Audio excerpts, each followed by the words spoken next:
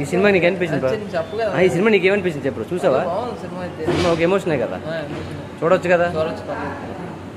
Hi అండి, నా పేరు చందన, మరి పాలకొండ. ఇప్పుడే సినిమా చూశాను, వెంకటరామయ్య గారి తాలూకా. చాలా చాలా బాగుంది.